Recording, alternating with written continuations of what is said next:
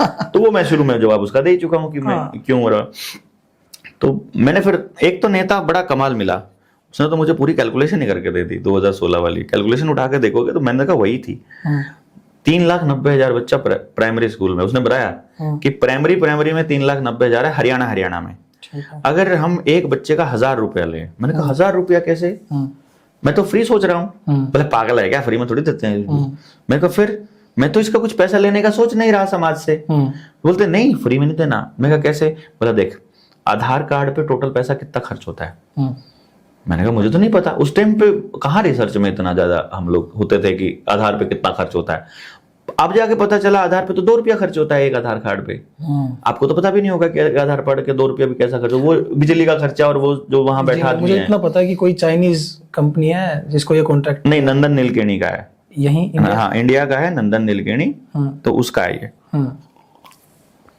एक आधार कार्ड पे 2 से 5 रुपया खर्च होता है। मतलब जैसे शहर में महंगा है वो ऑफिस मिलेगा, कस्बे में थोड़ा सस्ता मिल जाएगा तो वहां ज्यादा, तो 2 से 5 रुपया खर्च होता है एक आधार कार्ड पे। नंदन नीलकेणी से कितना पैसा लेता है, जैसे मैंने अभी सब्सिडी वाला गेम बताया आपको कि यूरिया कंपनियों को तो पूरा पैसा दिया जाता है ना हमारी कमाई का, हमारे टैक्स का।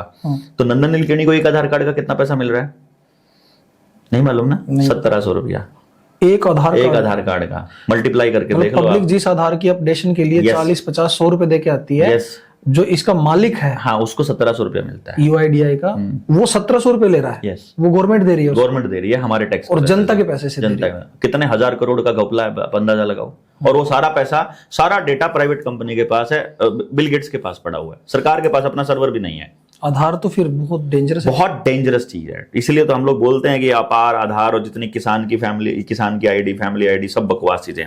तो उस नेता ने फिर मुझे बताया देवेंद्र भाई 3,90,000 बच्चा है, अगर एक बच्चे से 1,000 रुपया भी चार्ज करेंगे तो 390 करोड़ का प्रोजेक्ट है, हमको दे देना 50 करोड़ 40 करोड़, बाकी का 350 करोड़ तुम ले जाना। मैंने कहा अच्छा ऐसा भी होता है क्या, बोले ऐसा ही होता है। मैंने कहा फिर ये हमारे बस की बात नहीं है, फिर कैसे करोगे। मैं कहा जिसका बच्चा बर्बाद हो रहा है ना उसके पास जाऊंगा, कौन सुनेगा तुझे। अरे नहीं सुनेंगे यार, गलत रास्ते जाना भाई, गलत रास्ते पे 100 की स्पीड पे जाने से बेटर है सही रास्ते पे रेंग के चल लो, घिसर के चल लो। हमें क्या फर्क पड़ता है, पड़े रहो, मुंह कर लो उधर, नहीं सरका जा रहा है ना उधर मुंह कर लो। मैं नहीं करूंगा, मैं नहीं करता वो। अपन ने ये तय किया कि हम गलत रास्ते पर कितनी भी स्पीड से नहीं जाएंगे, चाहे जो मर्जी हो जाए, जाएंगे उधर ही, कहीं नहीं पहुंचेंगे हम।